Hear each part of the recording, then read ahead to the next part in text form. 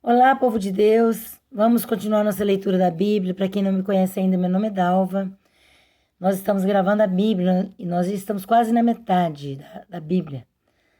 Estamos indo muito bem, graças a Deus.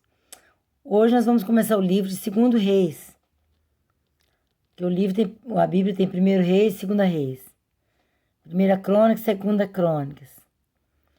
Tem alguns livros que tem 2, né? Então vamos iniciar no capítulo 1 de 2 Reis. O julgamento do Senhor contra Acasias. Presta atenção nessa passagem, gente, que é muito interessante. Deus nos chama atenção quando a gente não busca ao Deus verdadeiro e fica buscando outros que não é Deus. O julgamento do Senhor contra Acasias. Depois da morte de Acabe, Moabe rebelou-se contra Israel. Certo dia, Acasias caiu da sacada do seu quarto no palácio de Samaria e ficou muito ferido. Então enviou mensageiros para consultar Baal-zebub, deus de Ecrom, para saber se ele se recuperaria. Olha, ao invés de procurar um profeta, ele procurou Baal-zebub, deus de Ecrom. E era povo de Israel, gente, povo de Deus. Ó. Igual hoje, né? Hoje em dia, todo mundo acha que é de Deus. Né? Quem dera, né? Que Deus gostaria mesmo. Todos nós somos criaturas de Deus. Isso aí é verdade. Mas filhos é aquele que aceita Jesus, aquele que aceita o Filho de Deus. É aquele que aceita o sacrifício de Jesus. Mas criaturas todos são. Agora, filhos são aqueles que aceitaram Jesus. Porque fala no Evangelho de João. Mas a todos quantos o receberam, deu-lhes o direito de ser chamados filhos de Deus. Então fica aí a dica. Porque as pessoas acham que tem Deus, mas na hora que a barriga aperta, vai no ídolo. Faz uma romaria, vai lá não sei aonde, vai lá, faz uma promessa. Vamos vigiar isso aí, né, irmãos? Vamos largar as práticas antigas. Eu também já fui assim. Não é vergonha nenhuma, eu não tenho vergonha nenhuma de falar. Eu já fui. Mas Deus perdoa, né? A Bíblia fala que Deus não leva em conta o tempo da ignorância. O tempo da ignorância significa o tempo da falta de conhecimento. Ignorante é aquele que não conhece determinada coisa. Quando a gente não conhece a palavra de Deus, quando não conhece o Deus vivo, a gente vai para os ídolos, é normal. Mas quando a gente conhece Jesus, quando conhece o Deus vivo, a gente larga os ídolos, é automático.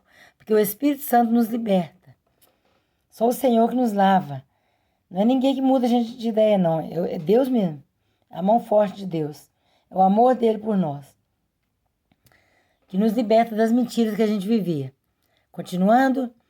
Então enviou mensageiros para consultar Baal-zebub, deus de Ecrom, para saber se ele se recuperaria. Mas o anjo do Senhor disse ao tesbita, Elias, vá encontrar-se com os mensageiros do rei de Samaria e pergunte. Pergunte a eles, acaso não há Deus em Israel?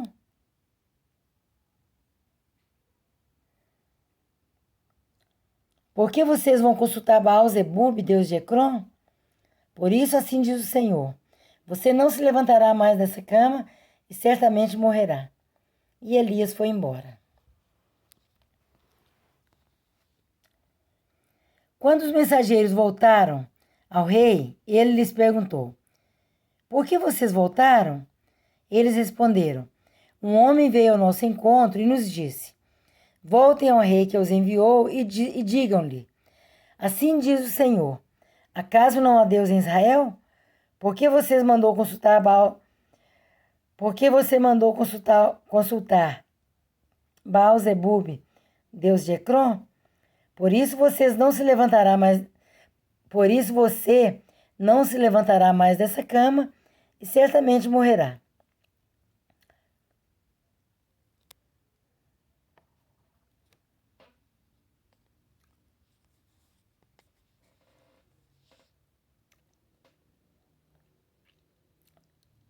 O rei lhes perguntou, como era o homem que os encontrou e disse isso? Eles responderam, ele vestia roupas de pelos e usava um cinto de couro. O rei concluiu: era o tesbita Elias.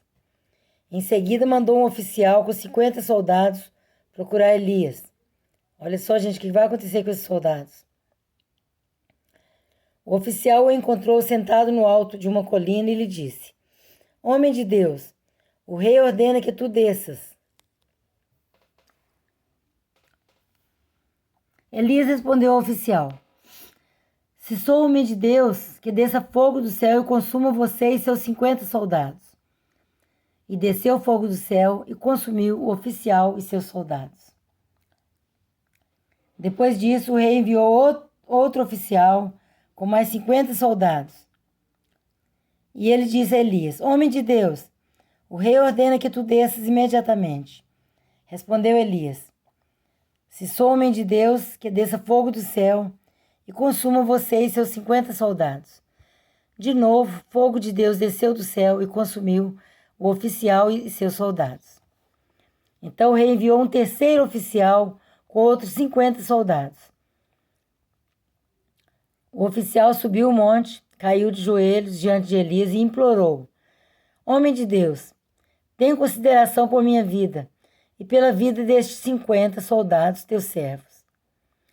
Sei que desceu fogo do céu e consumiu os 2 primeiros oficiais com todos os seus soldados. Mas agora tem consideração por minha vida. Olha só, gente, tem que ter humildade, né? Ele viu, o rei não tá nem aí, porque nem ele que tá morrendo. Mandou esse tanto de gente para morrer. Aí mandou de novo.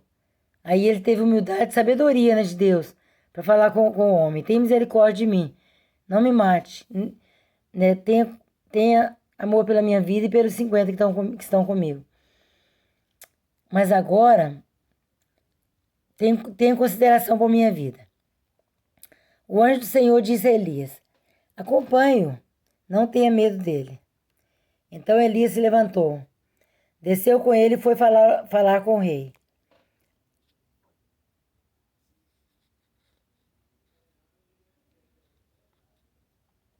Foi falar com o rei. Ao chegar, disse ao rei: Assim diz o Senhor: Acaso não há Deus em Israel? Por que você mandou consultar Baal-zebub, Deus de Ecrom? Por isso você não se levantará mais dessa cama e certamente morrerá. E Acasias morreu, conforme a palavra do Senhor anunciada por Elias. Como não tinha filhos, Jorão não é, né, gente? Jorão. Entre vogais. Jorão foi o seu sucessor no 2º ano do reinado de Jorão, rei de Judá.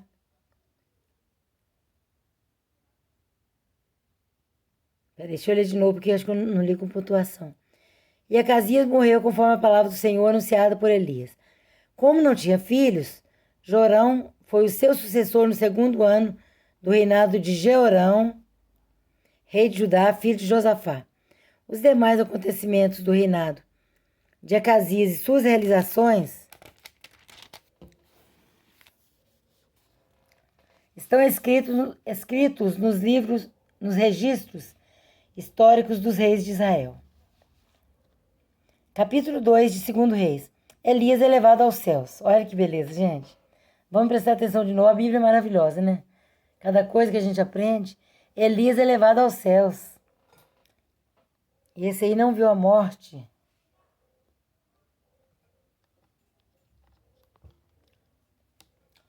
Quando o Senhor levou Elias aos céus, no redemoinho, aconteceu o seguinte: Elias e Eliseu saíram de Gilgal e no caminho disse-lhe Elias: Fique aqui, pois o Senhor me enviou a Betel. Agora que entrou Eliseu na história, né? Eliseu andava com Elias, era um profeta também. Era um homem de Deus. Fique aqui, pois o Senhor me enviou a Betel. Eliseu, porém, disse: Juro pelo nome do Senhor e por tua vida que não te deixarei ir só. Porque Eliseu sabia, né, que Elias ia ser arrebatado. Né, o homem de Deus sabe das coisas de Deus. Aí ele ficou de olho, vigiando Elias. Então foram a Betel. Em Betel, os discípulos dos profetas foram falar com Eliseu e perguntaram: Você sabe que hoje o Senhor vai levar para os céus o seu mestre, separando-o de você? Respondeu Eliseu: Sim, eu sei, mas não falem nisso. Tipo, faz de conta que não sabe. Não vamos falar no assunto. Então Elias lhe disse: Fique aqui, Eliseu, pois o Senhor me enviou a Jericó. Ele respondeu: Juro pelo nome do Senhor e por tua vida que não te deixarei ir só. Desceram então a Jericó. Em Jericó, os discípulos dos profetas foram falar com Eliseu e lhe perguntaram: Você sabe que hoje o Senhor vai levar para o céu o seu mestre, separando-o de você? Respondeu Eliseu: Sim, eu sei, mas não falem nisso. Em seguida, Elias lhe disse: Fique aqui, pois o Senhor me enviou ao Rio Jordão. Elias estava querendo dar um perdido em Eliseu. Ele respondeu: Juro pelo nome do Senhor e por tua vida que não te deixarei ir só. Então partiram juntos. 50 discípulos dos profetas os acompanharam e ficaram olhando à distância quando Elias e Eliseu pararam à margem do Jordão. Ponto, né, gente? Tem hora que eu leio sem pontuação, é muito feio. Não dá para entender direito. Vou repetir. 50 discípulos dos profetas os acompanharam e ficaram olhando à distância quando Elias e Eliseu pararam à margem do Jordão. Então Elias tirou o manto, enrolou-o e com ele bateu nas águas. As águas se dividiram e os dois atravessaram em chão seco. Dalva, por que acontecia essas coisas e hoje não acontece mais? Deus mudou? Não. Deus não mudou, é nós que mudamos. Deus continua fazendo milagre. Deus é o mesmo. A Bíblia fala que, lá em Hebreus 8, acho que é 3:8. Se não for, vocês me desculpem, tá, gente? Que às vezes eu erro. Que Jesus Cristo é o mesmo ontem, hoje e será eternamente. Então, Jesus, quando está falando de Deus, Jesus é o mesmo. Em João 10:30, Jesus fala: Eu e o Pai somos um. Então as águas se dividiram e os dois atravessaram em chão seco. Depois de atravessar, Elias disse a Eliseu: O que posso fazer em seu favor antes que eu seja levado para longe de você? Olha como é que Eliseu foi esperto. Respondeu Eliseu: Faze de mim o principal herdeiro de teu espírito profético. Disse Elias: Seu pedido é difícil, mas se você me vir quando eu for separado de você, terá o que pediu. Do contrário, não será atendido. Numa outra tradução da Bíblia, tô gaguejando muito, né, gente? Em outra tradução, fala assim: Eu quero porção dobrada do teu espírito. E aqui tá falando assim, ó: O que eu posso fazer em seu favor antes que eu seja levado para longe de você? Respondeu Eliseu: Faze de mim o principal herdeiro de teu espírito profético. Mas em outra tradução ele pediu porção dobrada. O dobro da unção que Elias tinha. Disse Elias: Seu pedido é difícil, mas se você me vir quando eu for separado de você, terá o que pediu. Do contrário, não será atendido. Não pôde nem piscar, hein? Eliseu não podia nem piscar para ver tudo. De repente, enquanto caminhavam e conversavam, apareceu um carro de fogo, puxado por cavalos de fogo, que os separou. E Elias foi levado aos céus, num redemoinho. Quando viu isso, Eliseu gritou: meu pai, tu eras como os carros de guerra e os cavaleiros de Israel. E, quando já não podia mais vê-lo, Eliseu pegou as próprias vestes e as rasgou ao meio. Ponto. Repetindo. E quando já não podia mais vê-lo, Eliseu pegou as próprias vestes e as rasgou ao meio. Depois pegou o manto de Elias, que tinha caído, e voltou para a margem do Jordão. Então bateu nas águas do rio com o manto e perguntou: Onde está agora o Senhor, o Deus de Elias? Tendo batido nas águas, elas se dividiram e ele atravessou. Quando os discípulos dos profetas vindos de Jericó viram isso, disseram: O espírito profético de Elias repousa sobre Eliseu. Então foram ao seu encontro, prostraram-se diante dele e disseram: Olha, nós, teus servos, temos 50 homens fortes. Deixa-os sair à procura do teu mestre. Talvez o Espírito do Senhor o tenha levado e deixado em algum monte ou em algum vale. Respondeu Eliseu: Não mande ninguém. Mas eles insistiram até que, constrangido, consentiu. Gente, povo sem fé, né? Os profetas, olha. Eles sabiam que Elias ia ser levado ao céu. Para que sair procurando Elias no mato? Achando que o Espírito Santo deixou ele cair em algum lugar. Hein? Todo lugar tem gente sem fé, né? Até antigamente, aqui também, hoje também tem, né, claro. Mas antes também o pessoal sabia que ele ia ser levado ao céu, querendo procurar ele no mato. Eliseu falou: Não vão, não manda ninguém. Porque Eliseu viu carros de fogo, carruagem de fogo, carruagem de fogo e cavalos de fogo levando Elias. Mas insistiu demais, ele constrangido consentiu. Pode procurar então. Podem mandar os homens. E mandaram 50 homens que procuraram Elias por 3 dias, mas não o encontraram. Quando voltaram Eliseu, que tinha ficado em Jericó, ele lhes falou: Não disse a vocês que não fossem? Viu aí? Ficou teimando demais. Quando voltou, Eliseu falou: Não disse a vocês que não fossem? Perdeu tempo. Eu sabia que ele tinha sido levado ao céu, para que eles foram procurar? Em outras palavras, né, gente?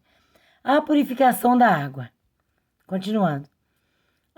Olha, gente, lembrando que eu já li aqui, só Elias e Enoque, que foi levado vivo para o céu. Jesus não, Jesus é outro caso. Jesus morreu e ressuscitou. É filho de Deus, Jesus é Deus. Mas Elias e Enoque eram homens, igual nós mesmo. Só que era cheio de poder, né? Cheio de unção. Andava com Deus mesmo. Enoque é lá no começo da Bíblia. A Bíblia fala que Enoque andou com Deus. E depois fala assim: Enoque andou com Deus e já não o era, porque o Senhor para si o tomou. Então ele foi embora, voou para o céu. Oh, coisa boa, hein? Coisa boa demais. Então só Enoque e Elias que foi arrebatado vivo. Não passou pela morte. A purificação da água. Alguns homens da cidade foram dizer a Eliseu: Como podes ver, esta cidade está bem localizada, mas a água não é boa e a terra é improdutiva. E disse ele: Ponham sal numa tigela nova e tragam-na para mim. Quando a levaram, ele foi à nascente, jogou o sal jogou o sal ali e disse: Assim diz o Senhor: Purifiquei esta água. Não causará mais mortes, nem deixará a terra improdutiva. E até hoje a água permanece pura, conforme a palavra de Eliseu. Glória a Deus, hein, gente? Tem que profetizar, né, gente? Tem que profetizar. Hoje em dia, né, às vezes nós somos muito tímidos, né? Temos vergonha de falar e não acontecer. Meu Deus. Eu vou ler só esse capítulo e vou contar a vocês um testemunho. Para quem da minha família já me conhece, sabe de quem estou falando. E para quem não me conhece, uma vez minha mãe já estava idosa, né? Quase 80 anos. E aí a gente estava saindo lá da casa dos meus pais e o portão é eletrônico. Aí minha mãe, pessoa mais velha, né, não tem muita...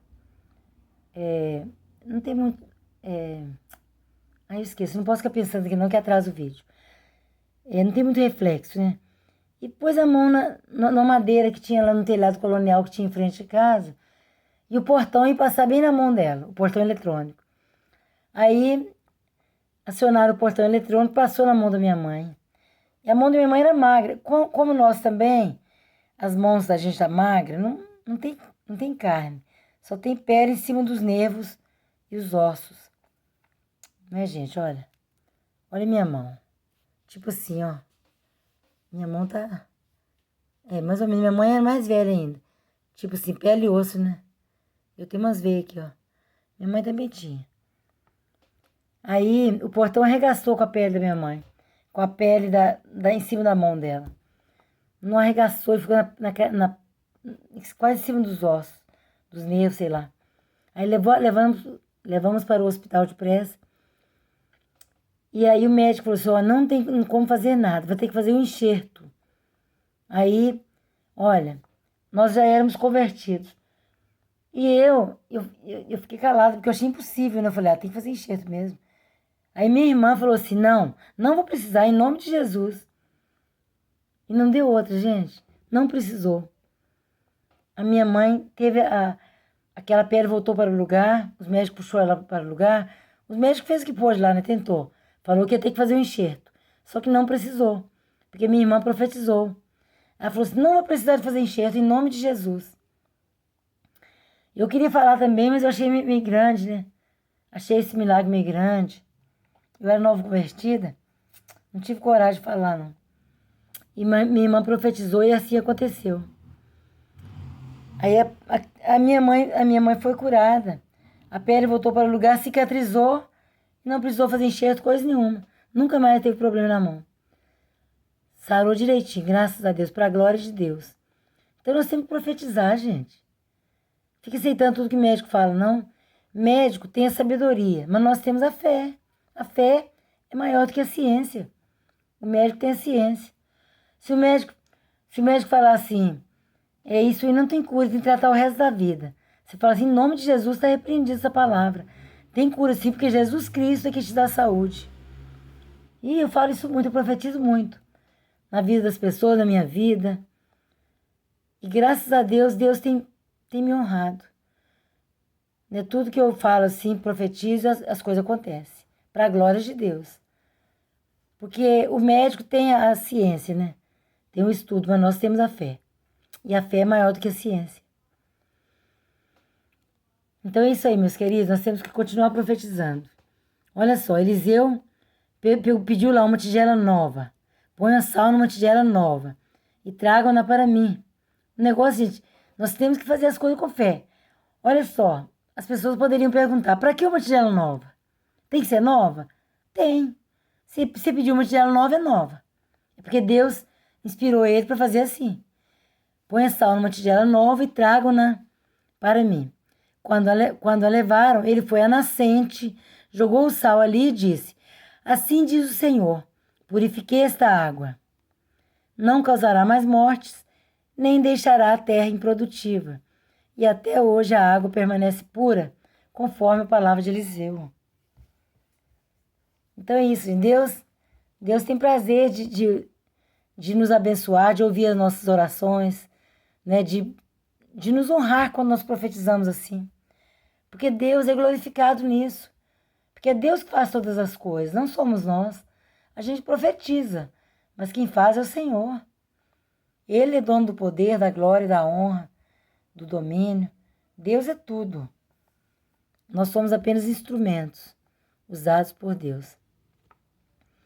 Continuando, o castigo dos zombadores, os que criticam, os que zombam. De Jericó, Eliseu foi para Betel. Presta atenção, gente. Esse aí é outro. É outro forte demais, outra passagem. De Jericó, Eliseu foi para Betel. No caminho, alguns meninos que vinham da cidade começaram a caçoar dele, gritando, suma daqui, careca. Aqui na Bíblia fala que Eliseu era careca, né? Suma daqui, careca. Olha só, gente. Aos jovens, o que faz? Olha o bullying que dá, ó. Bullying. Suma daqui, careca. Não sabia com quem estava falando. Voltando-se, olhou para eles e os amaldiçoou em nome do Senhor. Então 2 ursas saíram do bosque e despedaçaram 42 meninos. 42 meninos. De Betel prosseguiu até o monte Carmelo e dali voltou a Samaria. Olha, gente, que absurdo, né? Os meninos, os jovens criticando o outro. Seja ele quem fosse, tem que respeitar o outro, hein? Olha lá, suma daqui, careca. Os meninos, ó. Que eram turma de meninos, em 42 foi embora, foram despedaçados pelas ursas. Isso mesmo, 2 ursas saíram do bosque. Então, gente, nós não devemos amaldiçoar as pessoas, né? Mas naquele tempo, né? O homem estava sem paciência. Nós não devemos, temos que vigiar para não amaldiçoar, porque as coisas acontecem. Então, meus queridos, por hoje é só. Vamos, né, pensar no que nós lemos. A palavra de Deus é muito forte e poderosa. A partir de amanhã nós continuaremos no